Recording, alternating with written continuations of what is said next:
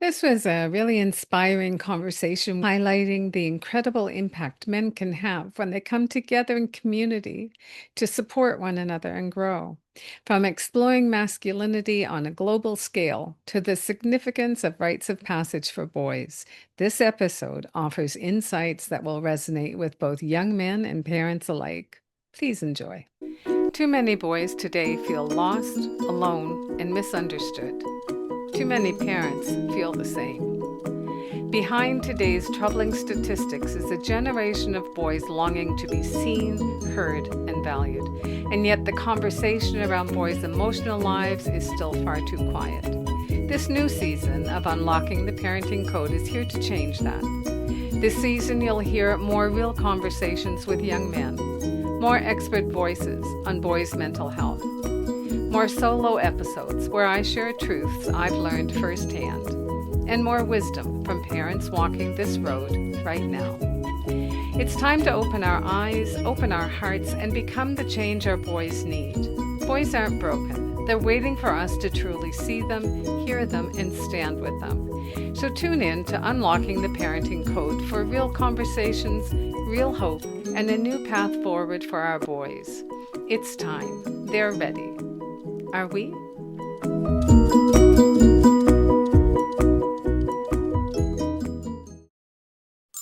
Welcome back to Unlocking the Parenting Code, all about boys. I'm your host, Kathy, and today I'm welcoming Professor Maurizio Rosini.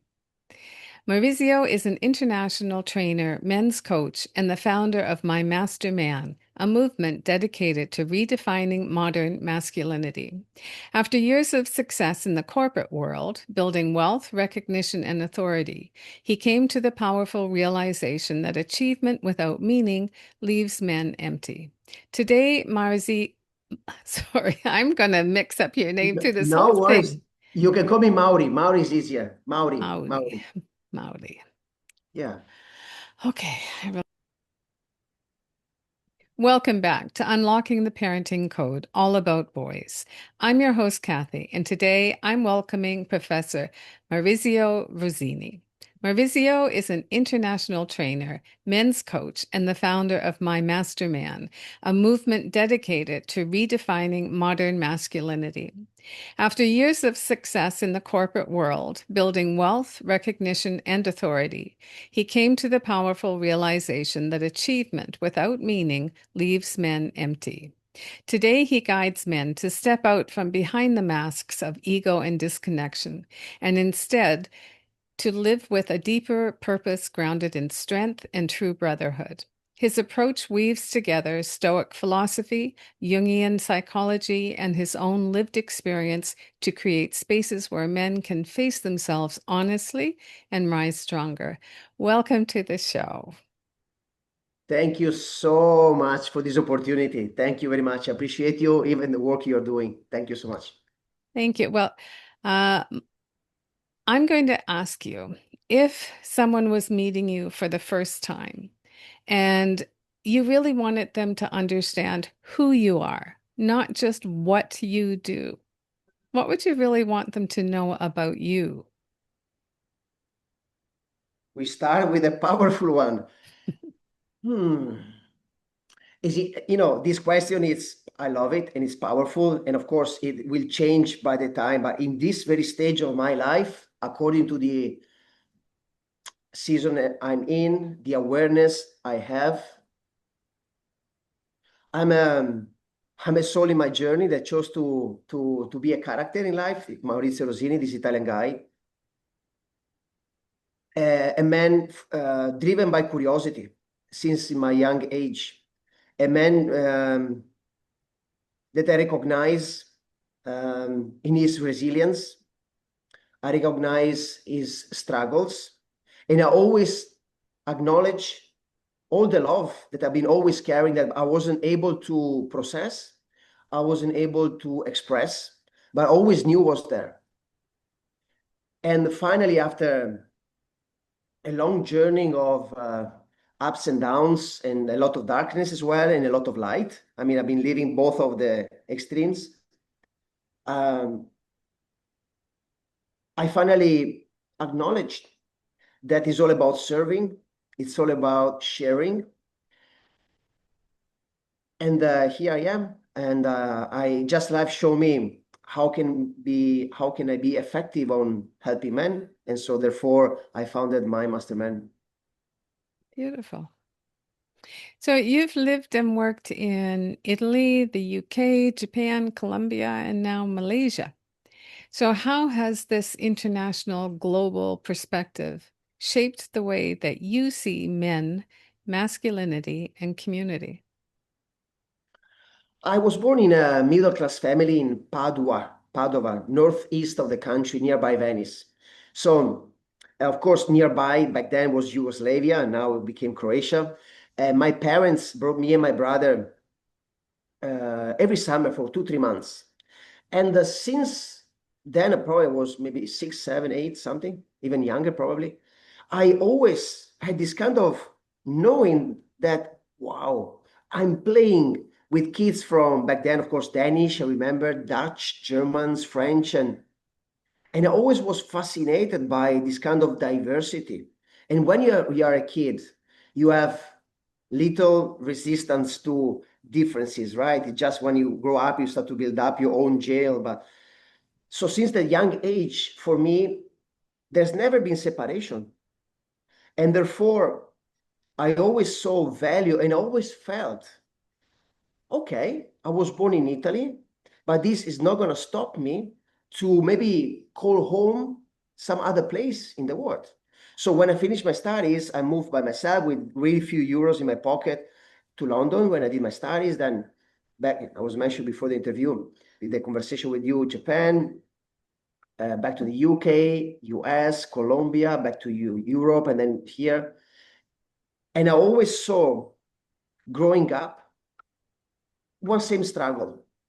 I always saw men really trapped in the conditioning of the education received, most of the time from the education received from the mother and father, of being open, to be honest and authentic in their being.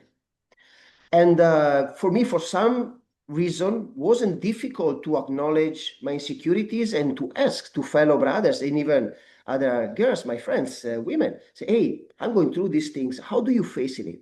I was really curious, on how to learn from others. So for me, it wasn't a struggle to be open. And of course, at times I've been opening up in a wrong environment, and then it's been used against me. So there was a kind of painful things to go through. But when it comes to men, yeah, it doesn't matter the color of the skin you have, which God you believe, what you do in bed or whatever, is the same thing. Is the deep fear of truly acknowledging what is going on in your heart, and then to sharing it. So we are very good, number one, to fake with masks. Number two, to disconnect from the neck below for the fear of dealing with the emotions. And therefore, paradoxically, we become slave of the exactly thing we are avoiding.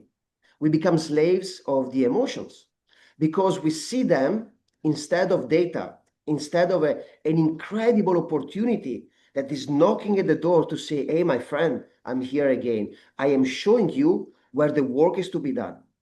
So usually men in general, even though we pretend to be the most solid one, even physically, we build up ourselves, but we develop so many addiction. And addiction is not only necessarily drugs and alcohol, it's to validation, it's to sex, to porn, to gambling, to everything, even to overworking out at the gym or overworking to make money or become an obsession because it creates a dopamine rush that suppress temporarily the discomfort of dealing with the emotion. So that is in a very nutshell what I've been seeing even in a young age. And me too, of course, I was the champion of it, this kind of avoidance of inner dialogue within us. And so we tend to be shallow in a conversation, especially when it comes with men for the fear of being judged as weak. And when it comes with women, to impress them. But women are way more advanced than us. when it comes to inner work and sensitivity, so they can smell immediately if the guy is just telling a story. So that's one of the traits that I've been seeing in all the countries that I've been living when it comes to management. Can you tell us a little bit about the journey that you've had? Because, like you have had a successful, or probably you're still in part of a corporate world, so you've had success there. How did you go from that being your focus to now also focusing on MyMasterMan? Like, was there a defining moment? Was there a particular story where everything changed for you? Well, my big chunk of my life, I've been working in fashion. I'm a visual person. And then, born in Italy and honoring my ancestors, there is beauty, design-wise, art-wise, people that really take care of themselves, men and women, the way they dress. It's a way of expression. So born in that surrounding, that's what I've been always perceiving. And I see beauty in design. There's beauty everywhere, buildings, churches, temple. It's just, I can perceive the design and the beauty of it. So working to fashion, it was a kind of an organic way for me to express part of myself as well. So I started to work in the luxury fashion industry, start to work for Sergio Rossi, Fendi, Prada, Jimmy Choo, those brands. And this was part of my story, as I mentioned before. It was a kind of pattern in my life. From zero, go all the way up, touching the sky, and then all the way down, touching the darkness. It happened twice so far. One when I was in Colombia, I started to be a successful model and really popular. So in my 20s in Colombia, for some divine reason, I became quite famous. And so think about, I didn't have the tools to manage all the situations. So I make a series of choices that from the heaven brought me down to the darkness. And from there, again, from zero, started a career in fashion industry. And I was doing very well because I said to myself, in the past 10 years, I've been traveling the world, learning a lot about it. I'm going to put the same, I still remember when I started saying, I'm going to put the same energy, consistency into working out. And so I did. From zero, from a salesperson, I became a manager. I was the first salesperson in all Pradas all around the world. I was doing crazy numbers. Yeah, I was really focused. But what happened? Greediness, ego started to come into place. When I became the number one, was not anymore about money, was just the self-validation to be there number one. So I started to maintain to those KPIs, to start to step into others' foot, to cutting corners, to do things that I knew within. I say, this is not me. This is not the way to do it. But the ego, the greediness to be the number one was so strong that back then I had no really consciousness and awareness of how to deal with it. And I surrendered to the ego. And so all the success, all that, financial abundance brought a lot of demons to face. And when I was in that situation, I started to question myself. Of course, a lot of shame and guilt because I knew it was not right. But again, I was so I sold myself to my ego. I let my ego take over, let's say. So when I was there, I said, there has to be more in life. It cannot be possible that even though you achieve success, especially when it comes for men, in order to feel validated, they need to be successful financially, first of all, to feel that I'm able to provide and to make money, therefore I'm enough. Then to have, back then I had a girlfriend, to have this kind of a nice life, let's say. But even back then, I said, there has to be something more. There has to be something more. It is not possible. We've been created to come in this world and work 5 days a week, 2 days off, making money, and then die. I said, it cannot be possible. There has to be something more. So that question has been resonating with me for many years. And I started long ago a really deep daily inner work of self-awareness, self-mastery, and I'm still in, and until the last day of my life, I will. So the answer came when I came to Malaysia. To me, a blessed land, because it's a healing land. Since the day number one I came to Malaysia almost 7 years ago, number one, I felt so much resonance with the community and the land itself. And I'm quite sure to say that in a previous life I was here. It's very familiar to me. And since day number one, this land and community, consciously or unconsciously, has been guiding me, at times forcing me, gently or less gently, to do the work on myself. And slowly, slowly, the purpose is being revealing to me that the answer of there is something more in life, it's about getting to know myself, understanding where my deepest fears are, my deepest strengths are. And consequently, once you acknowledge them, people say, look for your purpose. Your purpose is not an achievement, it's an acknowledgement. The purpose has always been there. The point is, we don't take the time to do the work. So when we do the work and we peel off like a layer, insecurities, darkness, lights, we start to understand who we truly are, the purpose come up. And the purpose is to acknowledge our gift and then serve and then share. And it just so happened that through a beautiful woman, a Brazilian friend of mine, amazing woman, she did a lot of, in Malaysia now, she did a lot of work with women in China, support heavy traumas. One day after a party, she looked at me and say, Mauri, why don't you do men's circles? And I said, what is a men's circle? But immediately I had a spark. I literally went back home. I started to research. And I say, wow, this is powerful. Supporting men, creating safe communities where we can have honest conversations, supporting one another, and dissolve the illusion of separation between men, the so-called brotherhood. I felt this is the one. And immediately, again, my ego came up and say, who are you to lead a bunch of men, you with this thick Italian accent, who's going to listen to you? I remember that was a very important time of my life. I said, you know what? I know that you want to keep me. I was having a conversation with my ego. I know that this time you want to keep me safe. But I know that life is about serving, and this I feel I can serve. And so I started. I literally went through my contacts on my phone. I invite about 20 men, 8 of them show up. And since that very day, for the past 3 years, now the community from 8 men becomes 600 men in 2 cities between Kuala Lumpur, 2 communities where I'm living, the capital, Penang, which is near to Thailand, building up MyMasterMan, this platform, events. In October, we have a men's retreat coming up, exposure on social medias, radios, and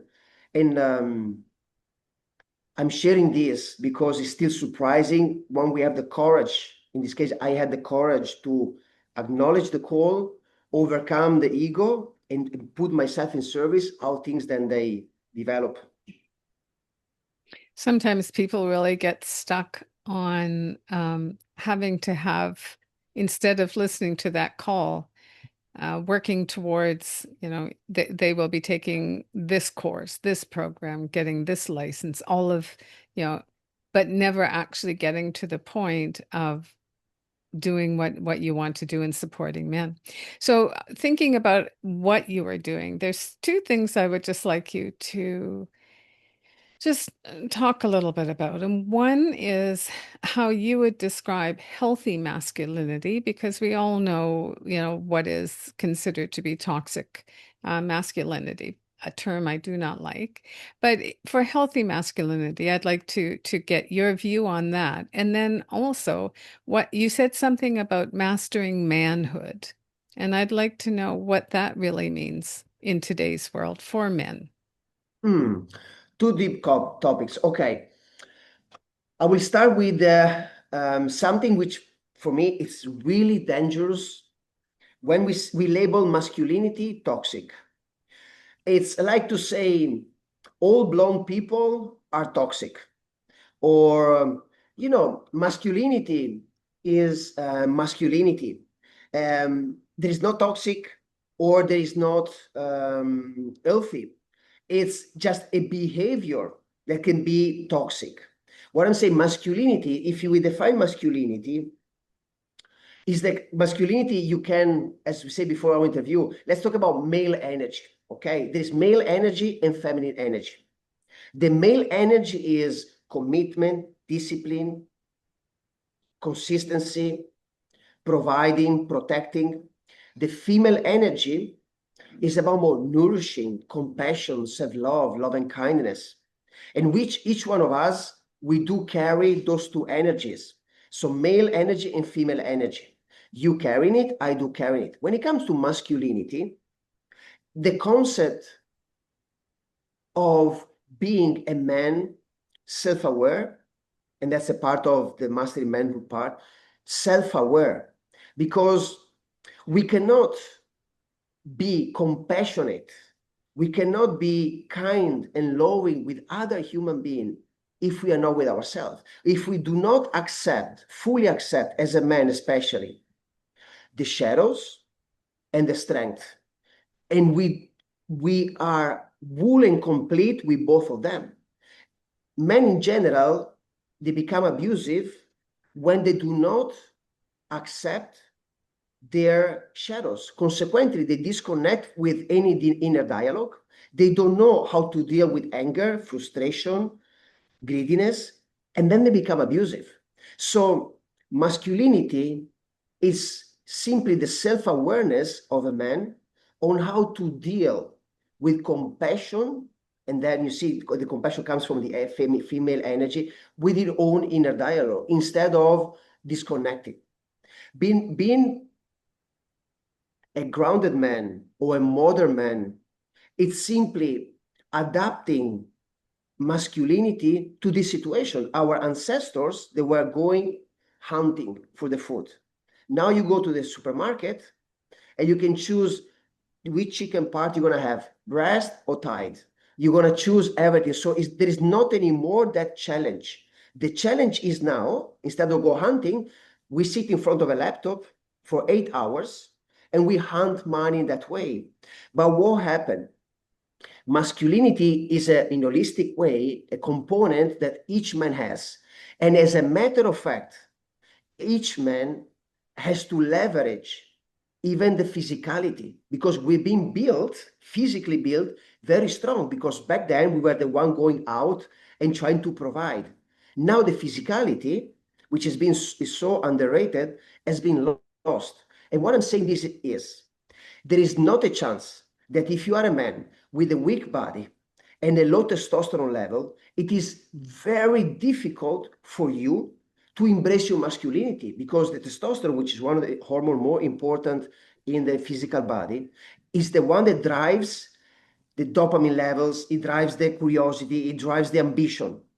Each man now are neglecting, for the sake of providing, making money, neglecting the physicality. So you notice that if you see a man that spends his own life between books in a library studying, and has a lot of, okay, Edgar Tolle, okay, amazing man, The Power of Now. Do you see in him masculinity? And I don't say this as a judgment, of course. Masculinity you see and perceive on a man that is grounded, and even physically, you don't need to be a superhero. Simply live on a body with low inflammation, like in a body that you treat well. So masculinity is represented on a man that he takes care of himself mentally, spiritually, emotionally, and physically.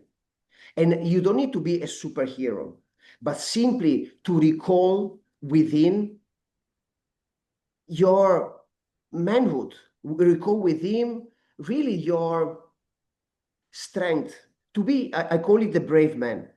Each man, and I guess you can recall with your son as well, each man, when he's small, when he's young, wants to conquer the world. I call it a little brave man. Each one of us, I think I wanted to be a policeman or Spider-Man or something like that. Then we grow, we go through a process of shame and guilt, and that little brave man get hidden by a lot of dust. But each man love to have a mission. Each man love to have ambition. Each man love to serve. The point is, due to this life, which is a very comfortable life, we forget about that. So we get married before we are super in shape, then we get married, then we start to drink beer on Sunday, we isolate ourselves, we watch Netflix, the belly grows up, the masculinity in terms of energy and physicality goes down, and we lose that drive. We lose that masculine energy.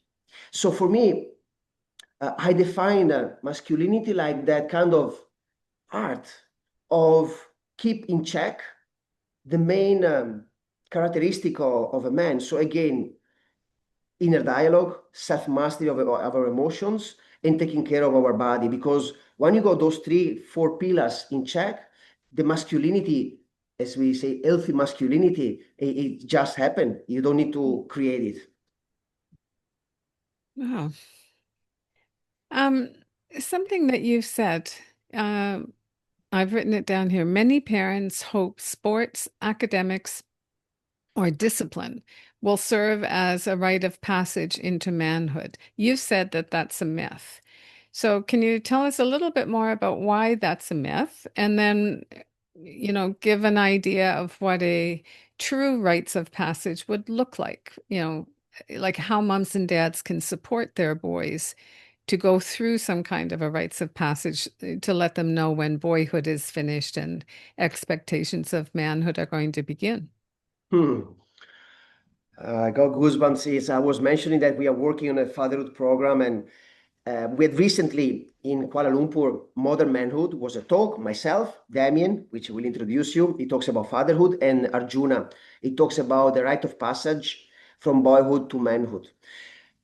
It is not, honestly speaking, an easy time to parenting now because our generation, we were not exposed by social medias. We don't have this cell phone that was giving access to incredible things. We were going playing outdoor, so it was a way easier.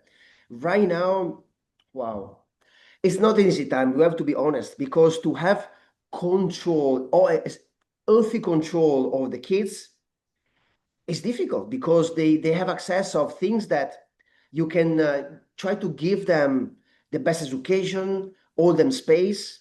But again, they might end up looking on internet, on ChatGPT, whatever, and find different role models. And that age, especially, well, I talk about male now, not female, but male in particular. So from 7 when we reach 7 years of age, we start to form the concept of identity. So the young males start to say, okay, I'm white, I'm Italian, I was born in a middle class family. Okay, my father and mother are Catholic. You start to create the concept of identity, that in our middle age, we try then to dissolve. So but back there, we create the concept of identity. And then from 7 to 14 is the time that we start to male to look around. We start to feel even physically, we start to feel more powerful. We want maybe to fight a bit. We like this kind of competition. In that moment is very sensitive because depends really in the environment you are, the friendship you have, the household, the kind of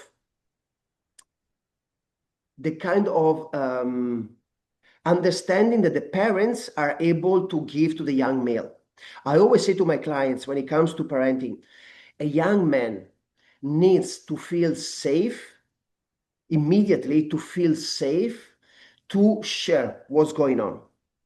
And when it comes to guys, especially less with girls, around 17 years of age, the parents they become enemies. Enemies because the guy wants to prove already, so that's why they start to smoke the first cigarettes, maybe getting drunk, they want to prove to the world, I'm a man, right? So when it comes to parenting, especially a teenager, is to show him that there is no judgment, there is just the will from a father and mother to hear from him what's going on. And not even trying to force to be their best friend, because for them, a father and mother, especially when you're 17, you don't see most of the time as friends. You see as a father, as a mentors. But just to have mentors that they are able to say, hey, let's call it Jonathan. Jonathan, I'm here. Let me know how was it today at school. And maybe Jonathan struggled to open up and to say, hey, I'm here to hold the space. There is no judgment. I'm just here to listen to you. and to create an environment that allows the guy to really be able to open up. Most of the time, now the couples, not back then, only the father was working, the mother was always present. Right now, both parents are working, and we are human beings. After the day, a long day, we have our things. So we go back home, we are tired, we have not much time to spend with a young male. So the male look for answers somewhere else.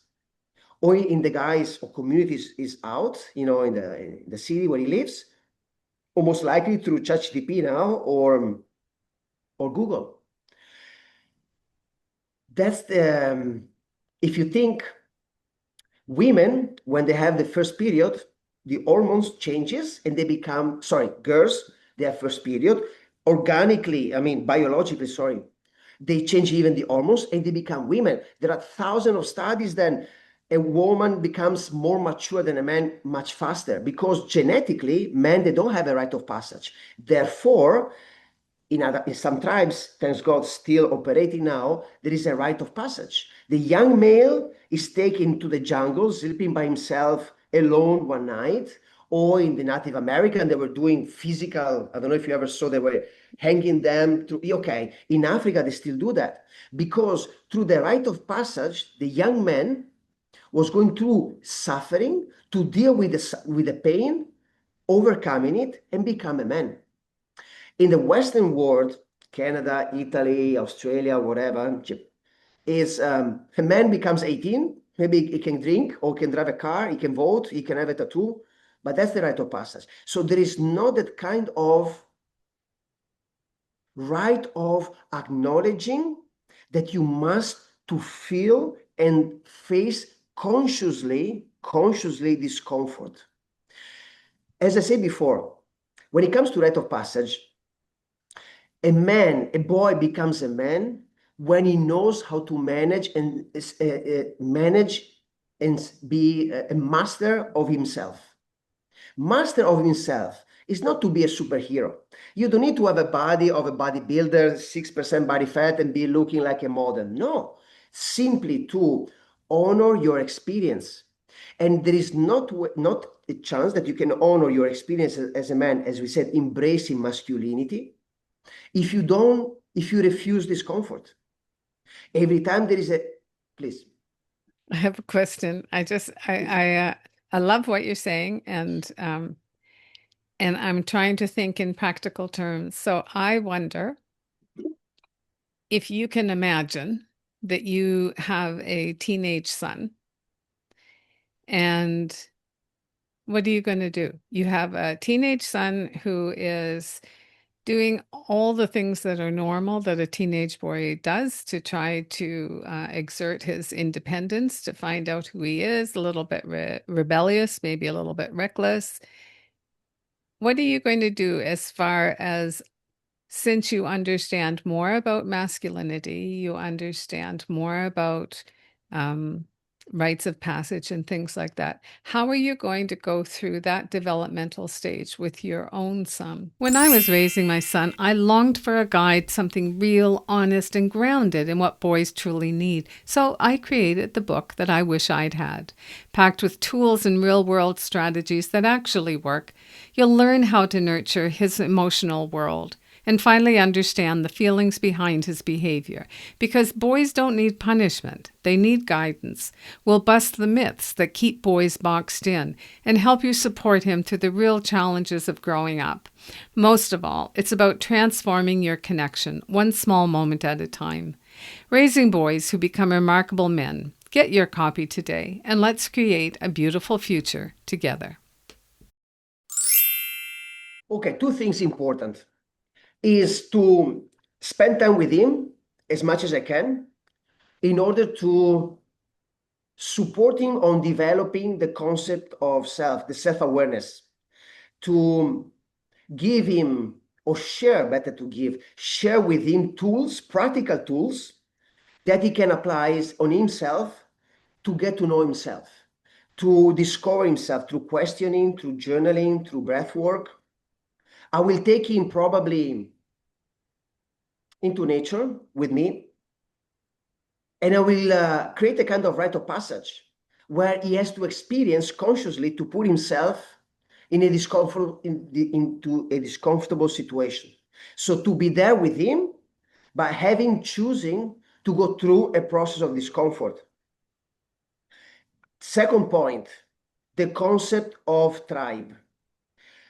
I'm so blessed that my father, I have a brother in Italy, back then brought me and my brother to play rugby, okay, which is not even a common, it's becoming common now, but it's not the main sport in Italy. As you know, soccer, football is the one. Rugby taught me, and I say this with goosebumps, I'm immensely grateful to my father and mother for this, taught me immediately how is life. That was my rite of passage. Number one, you cannot hide. Rugby, if another guy is stronger than you, like it or not like it, either he come over you or he's gonna stop you. You cannot lie. Number two, you get to score, so you get to your goals as a team effort. Very seldom, a guy get a ball from one end of the field all the way and scores. That for me was my rite of passage. It taught me two things. Authenticity. If somebody stronger than you, intellectually, in this case, maybe life or physically, you go back home, you train yourself. So you go through a process of, discipline, commitment. You eat more, you become bigger, then you come back and say, okay, boy, now we're going to see. And there is never anger. I'm going to tackle you, but not for the sake of it make you feel bad or simply because that's the game. So there's never anger behind it. It's man to man. And number three, important. At times I sacrifice myself to then give to my mate the ball. So I go all the way. I got two guys opponent side coming to me. I sacrifice myself to get the hurt, but then I give the ball and the other is gonna score. So that was my rite of passage. To go back to the young guy is to give him the tools to himself to do inner work. And it's fun because when the young male understand the power of questioning and detaching, become the observer of his own life instead of just being autopilot, just pausing a second, say, wow, interesting, why I'm reacting anytime I go to school and they tell me that word. It's not because of the word itself, it's because I feel insecure with that word. So give him tools to become self-aware and then spend some time with him to show him and to choose consciously discomfort, not to run away from discomfort. Can be maybe we can go to the nature, we sleep both of us in the nature, but 200 meters separated. So he stays by himself, knowing that I have his back, but he's by himself. That's an example just come up to my mind. And third and last, the concept of a tribe, the concept of community. Honor yourself, but never ever forget that you live in a community. And every action and words that you say, you must be true to yourself without the fear to be yourself, but always respectful of others. So those are the pillars that I will 100% go through with him. So you mentioned a little bit about anger. So when I'm thinking about young boys at a variety of different ages and stages, when a boy is angry or anxious or embarrassed, what is the kind of language that parents should be using or shouldn't be using that are really going to help the situation?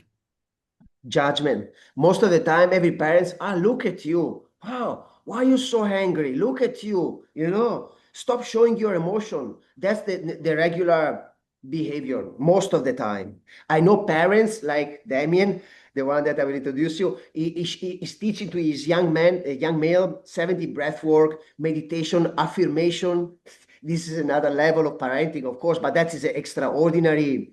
I always wonder if my father was teaching me meditation or positive affirmation will be interesting.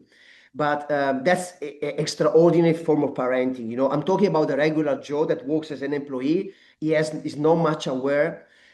The worst things we can do, especially to a young male, and especially if it comes from the father, then I would like to spend 2 minutes about the role of mother and father, energetically speaking, when it comes to a male, is feeling judged. Because if I try to express my emotions, and I feel judged for the expression of themselves, of course, that is exactly why so many men are killing themselves. I don't know if you saw the data. It's getting crazy and crazy and crazier now because we are taught since young age to repress the emotion. Actually, anger, again, it's an amazing drive. Anger, if it's managed properly, it's fuel.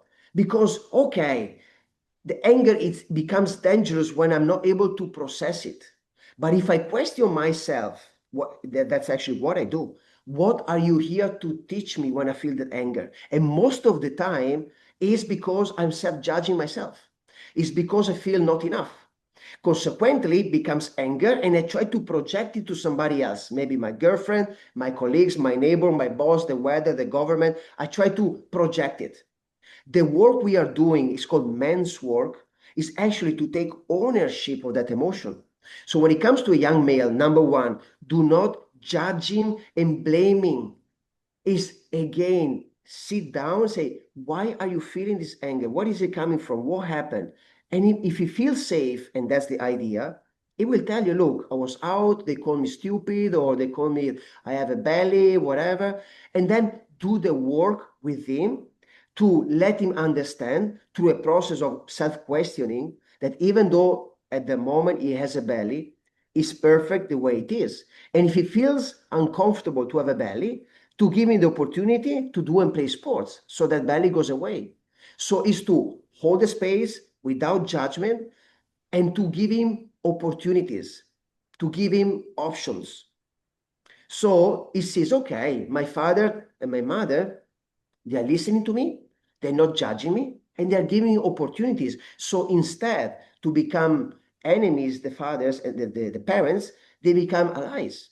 Not even friends, allies, you know? Mm. Yeah. Is there anything about, so you mentioned earlier that you're getting a little bit more into fatherhood. Is there anything about modern fatherhood that you think is being underestimated or even ignored in the conversations around fatherhood today? There is a lot. I'm very pleased to see, especially Scandinavian countries are one step ahead. They are giving more and more maternal leaves, oh, sorry, paternal leaves for fathers. There is this will, and it's happening even in Malaysia. I got a few friends, the wife working in a quite good paid job, and the man is consciously taking care of the kids. So there is, I did a news, I have a newsletter on LinkedIn, and one of the most successful of them was about this, the struggle of a man that, as we said before, every man has a mission. So we have a mission of conquer the world. In this case, maybe we conquer the corporate ladder. So we want to be at the head office, a manager, CEO. So this kind of struggle on fulfilling our needs in terms of ambitions and being present at home. What happened? We are human beings, so we have limited energy and vitality. Once we decide to be all into work, we of course we validate ourselves. But once it is time to be back home, the young male needs the masculine energy. If you notice, you have a male, right? If you notice, when a male son looks for compassion and caring, most of the time, we cannot generalize, but most of the time goes with the mother. When he wants to play, or he looks, especially when he's young, it was a bit more rough, he looks for the father. It's about energy, he looks for the father like a kind of a mentor, a guidance, and the mother, oh, is a guidance, of course, but it's more like the protection, like coming for the cuddles. So the role of a father when it comes to leading or guiding a young male is so important. But we live in a society that most of the time the father comes back home, and that's one of the struggles of the modern fatherhood, that he has no energy. He has no energy to guide the young male. Therefore, the male, like it or not, is still a young man, is looking for answers like a sponge, and he gets it from somewhere else. It's the time, most of everything, the time that the fathers have a limited time to spend with the kids. And I was sharing with you that here in Malaysia, I designed this event. It's called the Brave Man Experience. And it's actually follow up our conversation. I designed this event, could be 2, 3 hours, or like in October, it's the Brave Man Retreat, 3 days and 2 nights, where we honor our physicality through body workout. Then we have mindful, I would say, a kind of a mindful process. So after life, you need to take action. So you need to take care about your physical body and take action, right? Then there are times to pause a second, be still, go within, and being okay with who you are, what you have, and what you are doing. So self-acceptance. And we do that through breath work, mindful practices. And then there are times in life where we have to consciously being okay and not to avoid discomfort. And one of the funniest and most intriguing way that we do is cold plunges. Cold plunges or ice bath. You jump into cold water, 0 degrees for at least 2 to 3 minutes. And trust me, I don't know if you ever tried, it's discomfort, physical discomfort. You get scared, you start to breathe, and it's really discomfort. But I saw men that were so fearful to do it, but going through this process of moving your body, again, honoring your physicality as a man, then being okay to go within and accept, even if you see and perceive and experience things that you don't like, but being okay with it because you are even that. You are the light and you are the darkness. You are both of the things. There is no shame or guilt. And then go as an individual inside the water, cold, and facing the discomfort and looking around you and have other fellow men there for you. That is a kind of rite of passage in a modern way that I designed. Mhm. And that's the way I approach the work here. And that's the kind of work we are doing even with the fathers. As I told you, we create this event, 40 men show up, about 20 fathers, about 20 kids from, I think, 6 up to 14. And we did this process I just explained with the kids.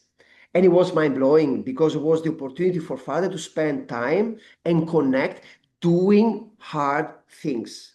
Men, they need to do hard things together. Hard things means lifting weight, walking together, do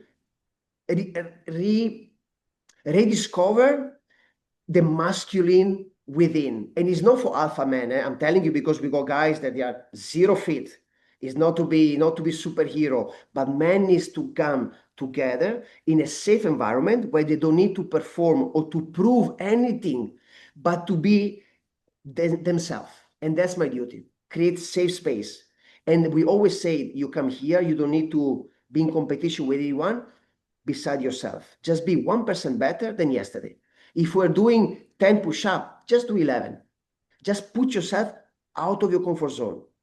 That's the work we are doing to support men to be in an environment that they can constantly learn according to their journey to push themselves out of the comfort zone. And the same goes with young male. That's why we are developing a program. What I'm sharing with you is going to be done, but from guys we're going to start 14 to 17 and to 18 to 22. We're going to have two kinds of, and we're going to do the kind of same work, maybe for the youngster more play and game based, but to show them to face discomfort instead of avoiding it with the alcohol, drugs, and all that stuff. I would think that a lot of that kind of activity or experience would really build up a sense of self-esteem. And my experience is that a lot of the problems that our young boys and men have is because of, like you said, not feeling good enough and their self-esteem just taking a ding constantly. So things like that, I would think are very important for to help move forward. So good for you for providing the environment where things like that, are starting to happen. Yes, dear Kathy, how can we judge a young, okay, for the sake of men, but goes for the girls as well, a young male, is 16 and he's watching youth, what's the IG, and he sees At 16 years of age in Dubai, driving a Lamborghini with 6 girls on the back. I just made $1 million in Bitcoins. Of course, you are in your couch in a countryside in Australia, and your father, is helping cows to live, and say, wow, who am I in the countryside? This guy's in Dubai, my age. How can you? It's obvious that you feel not enough. So therefore, the idea of community. The point is this, it seems that we are rediscovering something. We come from tribes. Either we like it. I mean, in Canada, wow, you had amazing tribes. Hopefully they're still there, some of them. In Italy, my ancestors, there are no tribes yet. I mean, existing in Italy, I would love to. In Malaysia, thanks God, there are still some tribes which I honor and I wish them long life. But we come from tribes. Now we call it communities. There is so much isolation, youngster and adults, that we need, and that's why I'm spending my life, to get people together, but not just for the sake to get people together. It's like going to the pub and getting drunk. It's not at the point. It's to get people together, create a safe space where those people, they have a common theme, a common purpose. Could be, I don't know, we like to paint, we like to go hiking, we like to go running, we like to do inner work, meditation, and gather together and have honest conversations. Because I can guarantee you that if a young male, example, goes into a men's circle, and we have one guy 17 years of age. I had a lot of requests, therefore we are creating this kind of program for mothers. They are very worried about the young male, and I want to have him being part of a men's community, where they can have some guidance, or simply feel and see how older men they are dealing with themselves. It's all about the environment. The point is, there is so much isolation now. And our duty, especially with the youngster, is to support them again on being in communities. Because I can guarantee you that even as an adult, you go out with 10 people that drink a lot of alcohol, and you don't drink. There are studies from Harvard, after 1 year, most likely you start to drink. There is not a chance. Or maybe you're strong, in 2 years, you start to drink as well. So the people that you surround with, it makes a big chunk of your life. Yep. Same goes especially for the youngster. Yeah, very much so. That's very true. I know that I could go on for a long time, but I'm trying to be mindful here. But before we finish, Mari, is there anything that we didn't talk about that you wish we had of, and that you would like to bring up before we start to close down? I would like to close. I love the flow of this interview, by the way. I love your questions and your energy. So I would like to close this way, that for whatever shame or guilt we are carrying within, that we are all looking to live a fulfilling life and feel peace. Doesn't matter. That's the main goal. We want to feel peace, but I want to be brutally honest that there are no other ways in order to embody that peace that you're looking for so much, to have the courage to get to know yourself. And there is so much beauty, there is so much love, and so much light within. You have really no idea. And you have no idea, not because you are a bad person, you are lazy, or simply because you never gave yourself the opportunity to try to discover, to try to give time to yourself. You might spend 10 years, I said you, the audience, you have the passion to spend 10 years maybe in a relationship which is toxic, you don't like it, or with people that you don't like. You got the passion to be in a job that is not fulfilling just because pays the bill. And you don't have the passion with yourself to go within and experience pleasant things, experience things that you might don't like, but you are all of those. And in the degree that you have the courage to go through that journey, I can guarantee you, not because I'm here to sell you a program or I'm a guru, by experience, and I'm not the only one, of course, I can guarantee you that the wildest dreams you ever had in your life will come to fruition when you start to be authentic with yourself, to put healthy boundaries, and to do the work. You don't need to be a guru. You don't need to spend your life on top of a tree, meditating 8 hours, drinking water and eating white rice. You can be a CEO of a company. But if you allowed yourself throughout the day to have some moments of mindfulness, of paying attention the way you talk to yourself, pay attention the way you talk to others, and you start to become an observer of your life, that is the beginning of everything. Because you're going to be self-aware. As we started this conversation, you're going to master yourself. And when you're going to observe, you're going to see, okay, I'm in with myself when I'm in this situation. So you start to have a pattern. You start to realize on how to become and behave in a different way. And that is freedom. Life, we always throw at you. We never stop. The difference is how you're going to respond instead of react. And that's the freedom, because you're going to become so confident in your journey that you're not going to be so scared when the hardship comes, because you know how to master yourself. And I talk to my fellow men, which I know is a hard journey, but go wherever you are based, find a men's circle. It's the most courageous choice that you have. If you feel the fear of being judged as weak, nothing's going to change.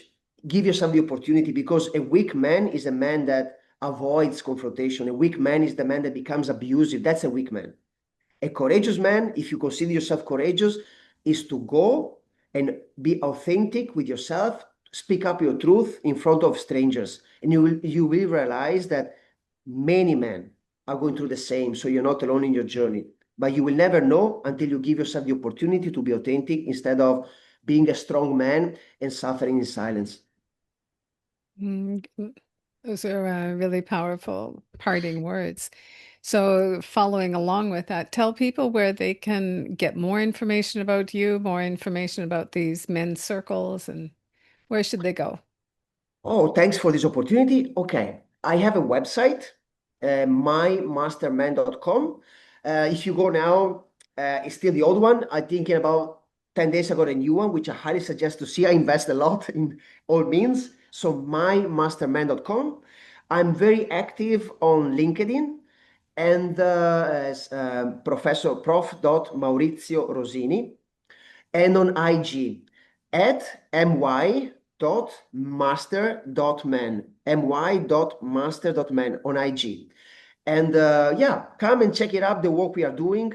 It's very powerful. Yeah, and then as I share with you, I work in community based. I have one-on-one coaching, which I do, and I work with amazing men that they are being very successful, as we said, in the corporate most of the time. But of course, they need to go through a process now of refining themselves. They spend their life in order to achieve, but forgiving what is, who they truly are. So I'm helping men to really rediscover the true self in all means. Well, I'll make sure to include all of that in the show notes. Thank you so much. Listen, thank you very much for being with us today. I do know how precious time is, and I hope that you feel that I've honored yours today. It's been such a pleasure, and I'm sure that everything that you've talked about, your experience, your wisdom, can really help impact someone's life. So thank you very much for being with us. Thanks to you. Thank you, everybody. And thank you to our listeners for joining us on Unlocking the Parenting Code, all about boys. Be sure to check out the show notes for the important links and things about MyMasterMan. And don't forget to subscribe, share, and tune in next week for more conversations about boys and men. Thank you for sharing your time with me today. Every conversation we have here is a step toward raising boys who feel seen, heard, and deeply valued. If you're looking for more support on this journey, I invite you to visit me at sonhoodcoaching.com. You'll find a link in the show notes. And as always, thank you for being part of this important movement. Until next time, take good care.